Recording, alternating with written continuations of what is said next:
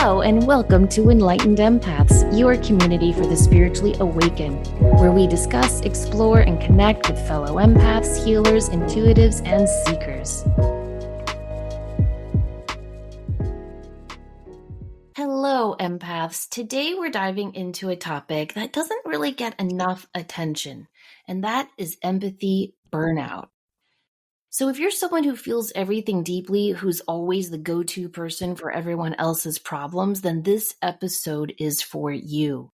Empathy burnout is the feeling of being completely depleted, emotionally, mentally, spiritually, sometimes even physically, from constantly taking on the emotions and experiences of others. And I think it's a very real and challenging experience for empaths, and one that really does deserve a show all on its own. Don't you agree? I do agree because I think it's that slow burn of it wears you down incrementally over time, and then you get stuck in this brain fog kind of a place. But if it's left unaddressed, there is a potential for this to manifest into physical conditions that might become more serious.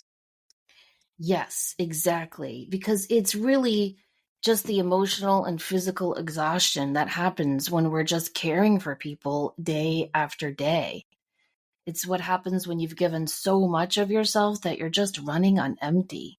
When you feel as though your compassionate well is completely dry and you start to feel numb or maybe even irritable towards situations that would normally evoke deep care and concern. And this is not a sign of weakness or that you're not a true empath. It's just a sign that you've been giving too much. You've been too compassionate, too open, too there for everyone without enough boundaries or self care.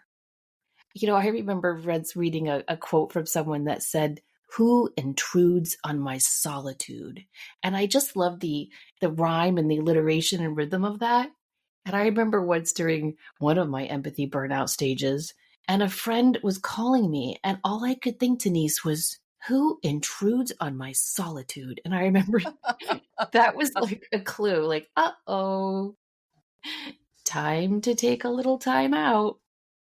And I think there is a fine line between this empathy burnout that we're talking about and compassion fatigue, which they're similar. They're very, very similar. But I think the prolonged exposure to other people's trauma can lead more to a compassion fatigue.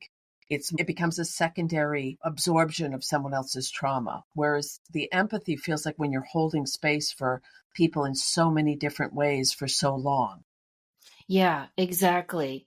And I think that speaks really well to what we do for a living. So if you are in the healing field, if you're a massage therapist or a hairdresser or an intuitive reader, any of those fields where people just tend to tell you their stories. I mean, obviously a therapist, a psychologist, but there's a lot of other careers where people just tell you everything. We become the vault for a lot of their pain and their trauma, and that can lead to compassion burnout. Exactly. And I think part of this is where we want to help, we want to be of service, and we'll find those reserves within ourselves to hold space for someone else, but not give us ourselves the time to replenish, to step back to. And that's why was I was a little sarcastic the other day, and I said I was talking to myself. I know, drink more water, deep breaths, walk in nature, blah blah blah, but it's all the same thing over and over again. But it's true, we need that, especially if we're in a place where our work, and it isn't just in a metaphysical. If you're a teacher, a nurse, someone that is supervising a needy group of people, it fits across the board Yeah. when you're holding that space for other people. Symptoms of empathy burnout can be having a deep lack of energy, your sleep disturbances, decline in compassion, some emotional dysregulation, or just feeling emotionally exhausted, or even some changes in your beliefs or your values or how you view your workplace in the world. Yeah, exactly. And we have to be as gentle with ourselves as we are with others when we're going through these burnout stages. And I think, Denise, I think you and I can both speak of this from personal experience.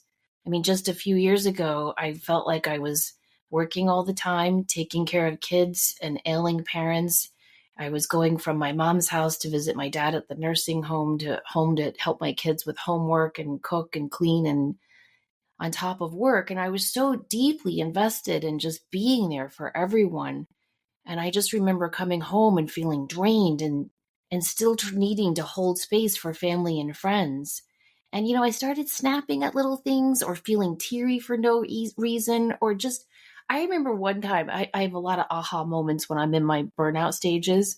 One time I was making the bed in the morning and I was sad because I knew it was going to be like 16 hours before I could climb back Oh, in there. Do you ever have those moments? yes. Yes. Or you're leaving the house and to go to a job that you don't want to go to, and you realize, oh my goodness, it's going to be 10 hours before I can walk back through this door again. So yes, that's an excellent example. Yeah, yeah. And when those moments happen and you just feel as though the metaphor I always use is your cell phone is on zero and it keeps blinking for you to charge it. That's how I feel when I get in those drained moments. And what often comes along with this, just when you think like, oh, this is pretty bad, I'm so tired and pulled in all these different directions, then the guilt creeps in Hmm. because we feel as though as empaths, we should be able to help others. We should be there for our friends and family and clients and coworkers. But that expectation of having to be there for everyone, that's incredibly damaging at times. This kind of piggybacks on the show we did a couple weeks ago, but the importance of what's in your environment, what's in the media, what is in the current events that are happening in your part of the world. Because you might say, oh, my life is good. I like my job. I have more peace than I've ever had. But as a highly sensitive, empathic person, you still may get this sense of burnout from those surrounding events that are happening in your life. Yeah, exactly. And like you were saying, they can affect us emotionally, spiritually, but they can also affect us physically. You might be Right. really tired all the time or so amped up you can't fall asleep or stay asleep. You might get headaches or digestive issues, or you might just find that you're constantly coming down with little colds and things like that. And there is something right now and I always make sure that I say I'm blessed to work with a lot of people because I am, and I appreciate it. And I don't make light of that. But I've become over the last several months much more conscious of how I'm physically and emotionally reacting to other people's energy. And I was joking with some folks and said, people are really peoply right now. But if you find yourself having a physical reaction or an emotional reaction that might not be warranted by the person that you're speaking with, still acknowledge that and pay attention because it could be a precursor to this empathy burnout that we're talking about. Yeah, can you flesh that out a little bit more? That's interesting. Well, it's a matter of someone may present and I'm going to use doing a reading as an example. You're doing a reading and it's fine, but then after the reading you feel drained, you feel exhausted. You didn't put any more energy in, but something in that person's field depleted you more than it should have. And you go through your checklist. Did I drink enough water? Was I grounded? Did I have the crystals I usually hold? And if there isn't a variable that you've consciously chosen to differ in the circumstance, pay attention to how you're reacting to someone else's energetic field, because I do think there's something in that right now. That's a really, really important point to make. Some people's energy just does not mesh with ours, and that's okay.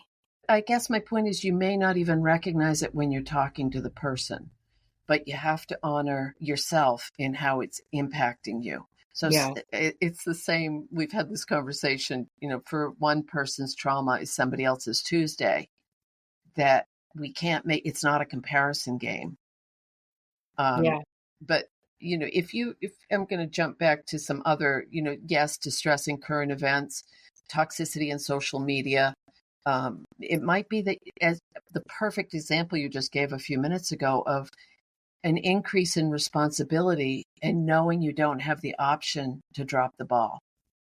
Like you couldn't have dropped any of those balls a couple years ago. No, no, it was all me all the time. I was a one-woman show. And you did it really well, damn it. I don't know about that. I mean, you've been there too. I think all of us listening have had those seasons of our life, and they're overwhelming and stressful. And that's when we have to carve out time for ourselves. I said something the other day to a friend, Denise, that I think is either really enlightening of me or very rude of me. Uh-oh. So I'm going to share it with you and you could let me know. So my friend was saying how, we're both, she's more introverted than I am, but she's definitely an introvert. And she said, I'm really worried about myself because it seems as though my introversion is growing rather than decreasing. And she said, I just need large breaks from people. And I said to her, she goes, oh, and she said, that makes me feel like a weirdo. And I said, you're not a weirdo for being an introvert. I said, I think sometimes extroverts are the weirdos. And she said, what do you mean? And I said, well, when we've had enough and we feel burnt out, we go within to recharge our batteries. Whereas extroverts, when they're tired and feeling burnt out, they need to go and be with other people, which really doesn't that mean they're just kind of taking energy? Oh, I And she never was looked at like, it that way. I never thought about it that way. And as I was saying it, I was like, me neither. But then I told Michael my theory, and he's such an extrovert. And he was like, I don't take energy from people. And I was like, yeah, that's true. You don't. So I don't know. But it was just something that popped into my head to make us introverts feel a little better. It's almost like if you do a sport that is an individual, you swim, you play golf, you run, you do something that's competitive with yourself. Some people are going to really love that, and other people want that team. They want that team energy, that pull together. Maybe that's a Yeah, that's similar. a gentler way of putting it. Yes. But Yes. you made another really good point a couple minutes ago about feeling guilty if you start to take care of yourself. And often when empathy burnout sneaks in, you will put your own self-care further and further and further down on the list. Yeah. And And that is not a good thing. And I think my advice is fake it till you make it, right. because I had to carve out time for myself and I felt awful and weird and guilty about it. And I just pushed through because I knew I didn't have any other choice. I had to carve out that time for myself. And it can be really, really simple. Like I am not saying people that I said to my family, I'm going to go meditate for an hour while I do yoga. No, no. Well, I remember when my parents' health first started going really, really bad, and we recognized how bad my dad's Alzheimer's was. He had gotten into a car accident. He just went right through a red light and totaled the car. And he and my mom were in the hospital for almost a month. It was a long time, long recovery. And I just shut down my website. I canceled all readings. I just shut everything down because my dad was in a rehab thing and then went home, but he needed a constant caregiver. My mom was still in the hospital, and my sister's a teacher, and she was Mm-hmm. helping a ton. Let me tell you, she has always done more than I do. And I just wanted to have an opportunity to help her, And it was really, really hard. And it was hard on my kids. They were really young at the time. And I was just always like running home to put dinner in the oven and then running back to, check on my dad and then running back to check on my kids and tuck them into bed and then running back to tuck my dad into bed. It was crazy. And my saving grace that month was a little British show called Doc Martin. It's a great show. I love that show. And I just remember I would climb into bed with my blueberries or my pretzels, and I would just sit there and watch Doc Martin one or two episodes and then fall asleep. And it really helped me kind of, get the compass back to where it needed to be in my life. So again, I don't think it has to be this whole big thing. It just needs to be something that you do every day for yourself that makes you feel cozy and back to the basic of who you are. And I think it's important. That's excellent, excellent advice. And this is from the Cleveland Clinic, and it talks about the emotional symptoms that can be included under empathy burnout. And you mentioned one of them, isolating yourself from others. which I agree with your friend that there is a need for more and more time to recharge the batteries lately. Feeling numb or disconnected, having a lack of energy to care about other things around you, maybe feeling overwhelmed or powerless or hopeless, not being able to relate to others, feeling angry, sad, or depressed, obsessive thoughts about the suffering of others, feeling tense or agitated, feeling speechless or unable to respond appropriately to what's happening around you, or self blame. And when you think about those symptoms, they can be mimicked in a lot of other ways. So you have to really, I agree with you, go within and say, is this mine to own? Is this really something that's happening with me? Or am I picking up this energy of everyone around me? And it's just too much right now. Yeah, that's really important. Awareness is key. Being aware of your energy, what's yours to keep, what's yours to let go of, and acknowledging. Just acknowledge that you're in a burnout period. That's okay too. And you might be burnt out with your job and everything's fine in your home life, or you might be burnt out with your home life and everything's fine at your job. Those types of situations I can manage a little bit easier. It's when home life is chaotic and work is chaotic. That's when it gets a little, uh-oh, we really need to press the pause button here. Right. And this level of empathy fatigue is a defense mechanism. It's your body's way of saying, please pay attention to me. Some physical symptoms that are mentioned through the Cleveland Clinic are the inability to concentrate, be productive, complete daily tasks, which mimics a lot of anxiety, depression, and other things. So I think there's a duality to some of these symptoms that they're mentioning. Headaches, nausea or upset stomach, difficulty sleeping or constantly racing thoughts, self-medicating with drugs or alcohol, conflicts in your relationships, changes in your appetite, feeling exhausted all the time. Exhausted keeps coming up, and avoiding work or other activities. So I'm going to take a page out of your book and not, if you feel like you need professional help with something that has gotten to the point where you can't face this on your own, please reach out for help, because a trained professional may be able to walk you through this in a way that you're not able to navigate on your own right now. Yeah, exactly.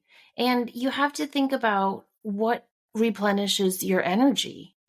What is self-care to you? What fills up your cup? Is it meditation, journaling, doing something creative, spending time with animals, listening to music, pursuing a hobby? Is it being a student? I don't know. For me, that always tends to fill up my cup. I'm so nerdy, but I like if I take a class and I'm a student again, whether it's online or in person, that helps me a lot. Doing something playful and fun, like playing with my crystals or drawing, always helps me. But it's going to be different for everyone. So you have to think about what makes me feel filled up and try to schedule those into your day as though it is a work event. Like give it as much priority as you would to family or work. Right. And, what just popped into my head is, if you're in, I've told you that many of my professional jobs were pretty intense settings. They were lockup facilities, they were residential treatment, they were not light and fluffy placements for people to be in. And you, it becomes almost normalized to hear that constant bad news, negativity, and you still have empathy and compassion. But if you ever get to the point where you're just like, oh, that's just another story about fill in the blank, pay attention to that, because that means your pilot light's getting a little low with your empathy. Yeah. Um, one of the other things that it was mentioned in a lot of the things that I read was that empathy fatigue can go hand in hand with caution fatigue. Empathy fatigue or burnout can eventually slip into depression.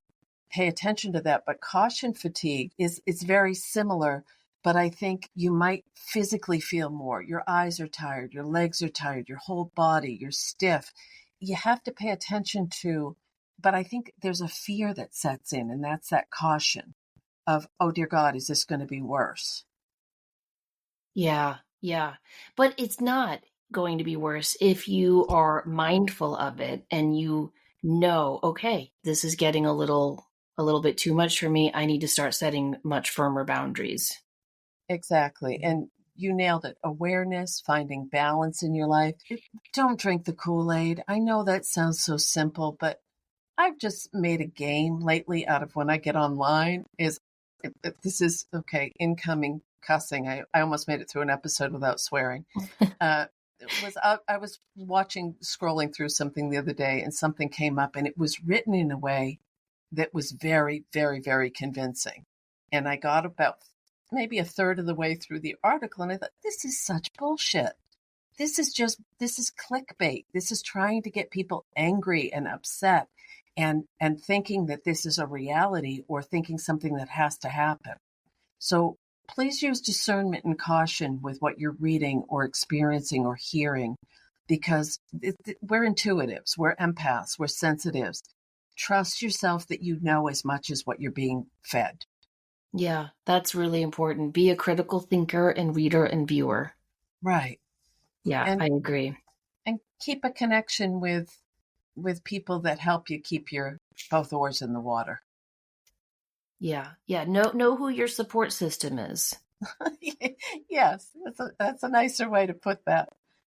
Well, because something I've learned, I love that book, The Four Agreements. Yes. One of the agreements is it's not about you. And that's very, very true. But there's a kind of a negative side about that, because when you are drowning in the deep end of the ocean during these burnout times, a lot of people don't really notice.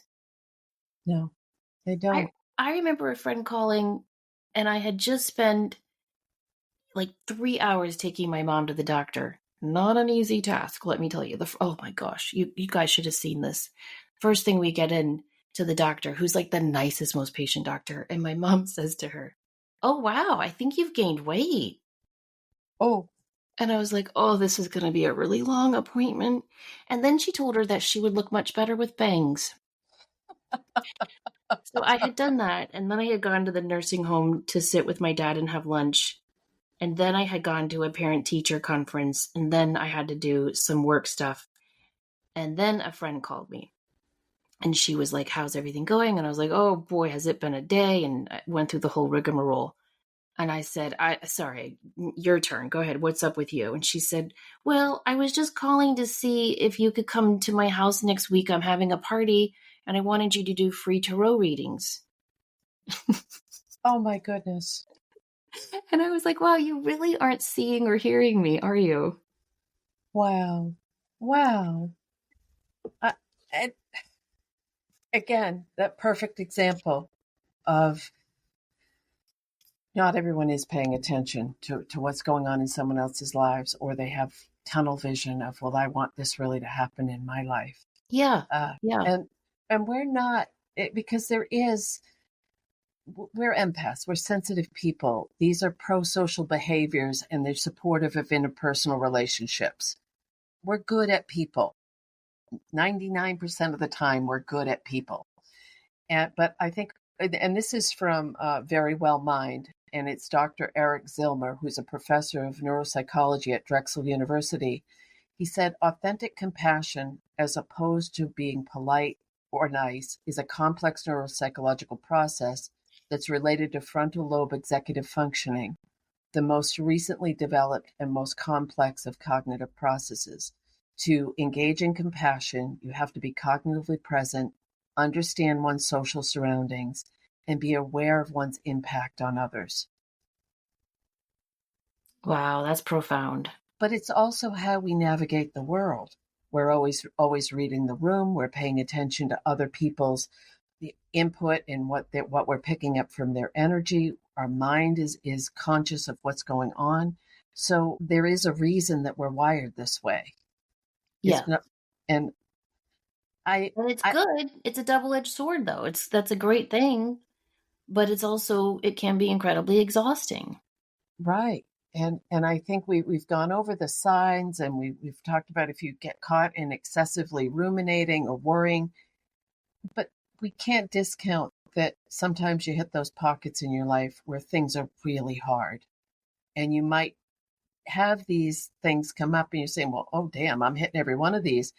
But it's not true empathy burnout or compassion fatigue. It's just a place in your life right now. How do you tell the difference? I don't think you can when you're in the middle of it. Yeah, I agree. Because the same things would be take care of yourself, try to rest, do something to shut your brain off. It's going to be the same protocol to try to be in a better place about it. For me, it's the irritability. Yeah. When I'm in burnout, I get irritable, and I'm not a normally irritable person. So when little things start to tick me off, that's always my sign that, I need to do something to really reclaim my energy. Over the years, Denise, you and I have had a lot of guests on the show who have talked about how they're taking a summer off, or they're taking like a 1 month off of their work to focus on writing. And when I'm in those burnout moments and we've, finished the recording with the guest, how many times have I said to you, well, good for them. I wish I could do that, right? And last week, we on my other podcast, we had a guest on who was saying she's going to take a 3-month sabbatical in the spring. And I genuinely was like, I am so happy for you. That's amazing. And I thought, oh, okay. So those other times I was just an empathy burnout, but sometimes you can't see it until it's in your rear view mirror. Yes, 100%. So, of course, talking to that guest, it made me think about a sabbatical. We've talked about this on the show before. All the research that shows taking any amount of time off is so amazing for you, whether it's a week to yourself or, if you can, a summer off. But what I found really cool when I started looking into it, a lot of companies are offering this, and they're starting to include it in their benefits packages. Like Adobe, Deloitte, PayPal, Google, Intel has 8-week paid sabbatical if you've been there for 7 years. McDonald's has an 8-week paid sabbatical if you've been there 10 years. Just a few examples. So hopefully, I mean, probably not for our generation, but hopefully for the younger generations coming up, this might become more of a common thing. Because anytime we can carve out sacred space for ourselves, not only does it reduce burnout, but it helps improve your well-being, your retention rates, your memory, your physical health, everything. Because compassion is supposed to be, and this is again quoting Dr. Eric Zillmer, compassion is supposed to be a positive action. If it feels like work, it's probably too much. It indicates that it's time for a break or to engage in more manageable acts of compassion. If someone had shared that with you, and I love that, I think if you have an opportunity to take that sabbatical or take that time, but if someone had said that to you a couple of years ago when you're right in the thick of it, it would have put you into sobbing in the shower because you're like, I don't have that choice. But you can shut the radio off and ride in quiet and take a few minutes for yourself. Exactly. You can make yourself something that's a comfort food for you. You can bundle up and eat your pretzels and blueberries. There are little simple steps that I think any step forward you take, it might be as simple as you do some silly little self-care thing that you've forgotten to do to take care of yourself. You moisturize, or you paint your nails, or those are very trivial things, but anything that's going to help you consciously focus on you for a minute. You walk around Home Goods. And know too, sometimes there's nothing you can do. Right. And I really do want to emphasize that for anyone in a busy season. I was very not lucky because she was going through it too, but I had a very good friend who was in a very similar season of her life. She was taking care of an ailing parent. She was going through a divorce. Her job was a little wonky. And I remember her and I getting together for coffee and just sharing and talking about it with a safe person. To me, that's very, very helpful. But I remember she's very proactive, and she got out a notebook and she was like, all right, let's write down all our responsibilities and see what we can just X out. And I was like, okay. And we're sitting there in Starbucks and, we write it all down. Denise, there was nothing either of us could X out on our list. Right. And we just looked at each other and I just said, this too shall pass. That's always my go-to, is reminding myself that it's a busy season, it's a chaotic time, but it's not, it's just a chapter in the book of your life. So this is another twist to this, and that's a perfect way to describe it. I was speaking with someone recently, and her partner, her life partner, is the person who is bringing in this feeling of empathy, burnout, and compassion fatigue. And we were doing a reading, and she said, I'm just so tired of always having to be the one to take care of everything emotionally, physically, spiritually, because I'm not giving away anything confidential, but she said, we've fallen into this trap with me constantly bolstering, taking care of, empathy. I'm trying to make him feel better. She said, I just don't have anything left. What do I do? And I think that's another variable of this, that if it's in your personal world, you don't always have that option to step away. Similar to what you said about, you were there for your mom, you were there for your girls, you were there for your dad. But Yeah. if it's someone else in your life, that how do you wean yourself off of that so that you can take care of yourself when you have to hold space for someone so fully? Yeah, exactly. It's really, really hard. And I think it does come down to those mini sabbaticals, whether it is, like you were saying, getting your nails done or taking a walk in the woods or just hunkering in the couch with a good show or a lovely book. We have to do that. We have to carve out those times for ourselves. And I would always try to have like one shouldless day a month, where there Right. was just nothing I had to do. And the kids and I would just like sit in our little back room and read all day. Or we'd have a movie marathon day on a Sunday. Like that always helped me too. So consider taking mini sabbaticals from the stress going on around you, but also work on being proactive to change some of those things. Like my sister and I, one thing we did was we created a Google Calendar that we shared with each other, because we found that sometimes we were visiting my dad on the same time. And it was like, well, wait, I could have used that time if I'd known you were coming. So we started being more proactive about scheduling who's doing what, who's in charge of what, and when, and sharing more of that. That helped tremendously. My oldest daughter, started helping me with cooking dinners more. That was wonderful. And now, that she was in high school then, and now she's such a great cook. And I hope that that helped her. So think of anything you can do to lighten your load. That's a really, really good way to look at it, because sometimes it's those little tiny things that maybe those are stepping stones towards that sabbatical or Yeah. towards that extended time off.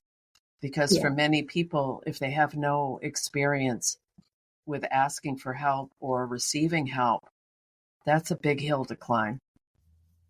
Yeah, exactly. And again, that's why I go back to fake it till you make it. I still feel uncomfortable asking people for help. I know you're Mm-hmm. the same. Yes. Yeah, to a fault. Yes, and it's not a good thing. So I just kind of force myself to do it. This is an interesting topic in that we all experience it at some point in our lives. And it might be your job, it might be your family, it might be the people, it might be a friend that's going through a lot. But it always comes back to the same thing of pay attention to how you're reacting, how you're feeling, and know that, and this sounds hokey and altruistic, but I really believe this, know that spirit's got your back. Like spend more time meditating, spend more time with your dream team, journal, and those are all the same things we say over and over again, but that might be what helps you get back on track. Yeah, don't forget to ask for help from your team. Ask your Right. angels and your guides for help. That's critical. They can't help us unless we ask. Turn to your metaphysical tools. You can take a clear quartz generator or even a single terminated clear quartz and just put it over your third eye chakra and say, clear my mind of stress. Yes, it's that simple. It's that simple. You can visualize a really impenetrable shield around your aura before you go out into the world so that you're not a psychic sponge taking on all the energy of everything and everyone around you. And so I think leaning into those metaphysical resources that we have is incredibly helpful as well. It can be as simple as, if you have a difficult time asking another human being to help you, ask your spirit team, please bring me the people that will most resonate with what I need help with right now. Yes. Start there, because you have beautiful, beautiful chapters on how to do this in your book. And I think that it's a guide. It's truly a guide to say, how do I get in touch with these folks so that I can ask for help? Well, thank you. And I think reading things like that is just a good reminder that help really is out there, but you have to solicit the help. You really, really do. And if you're not really sure who to ask, just call on your higher self. Right. Or call on your higher power, or call on universal loving energy. The one thing that is cool as all out is the more you work with them, the more they show up. And it doesn't mean you have to be in a daily practice. It doesn't mean, if you can get to that point, it's fabulous. But it's building a bond. It's building a relationship, the same as you would build a relationship with someone else in your life. Yeah. Yeah. I just experienced this a couple of weeks ago. My daughter got her final grade for a very, very, very difficult math class. And she needed to have a B to get into the business program. And I think her final grade was 79.4. Oh. And she was just hysterical crying because that little girl had worked so hard to get this grade up. And we were sitting, did I tell you this? No. Okay, so we were shopping in Target, and she came up to me crying. I thought she'd gotten a text from a friend that something bad had happened. It was that type of like panic. And I held her hands and I'm like, what's wrong? And she told me, and I was like, okay. I'm like, honey, the teacher knows how hard you've worked. Just email her. And she was like, no, no, no. She specifically said, I'm not looking at emails. I'm not receiving emails. If you don't like your grade, too bad. Wow. And I was like, okay. And so I pulled her over like near the fitting room so we had some privacy, and I held her hands and I said, we are calling on Nana, we are calling on Gigi, we are calling on Mother Mary, and we are calling on our angels and our guides and Padre Pio. And I just said, you're going to send this email and that team is going to work together and help this happen. And she listened. I was like, okay. So she typed up a little email, all at Target, to the teacher, sent it off. We finished Target, we pretty much left after that. We're driving home. Ding, her phone goes. The teacher said, I just saw your email. You're absolutely right. You came to all my office hours. Your final grade is a B. Oh. It's a miracle. Oh, that's a beautiful story. And it wouldn't have happened if she didn't ask. And Right. I'm not talking just the teacher. I mean, I really think asking for her family and her guides and angels and, the saint my family loves to help. I really think that that assisted it greatly. Yes. Yeah. So just know you're never alone, ever. Right. And that this too shall pass. And if you're feeling burned out, it's a sign. It's a sign from the universe just saying, hey, heads up, this is too much for you. And like Denise was saying earlier in the show, don't compare your stress. If something small stresses you out, that's fine. That's who you are. Embrace that. Love yourself for that. If it takes 10 huge things to stress you out, don't judge yourself for that either. You probably had to be strong for too long anyway. Just accept and acknowledge that you might be in a burnout stage and start to carve out time for yourself. Start to set boundaries. See what you can cross off your list. Ask for help and rely on metaphysical tools to help you, and ask for help from your guides and angels and loved ones on the other side. Oh, perfect. Absolutely perfect.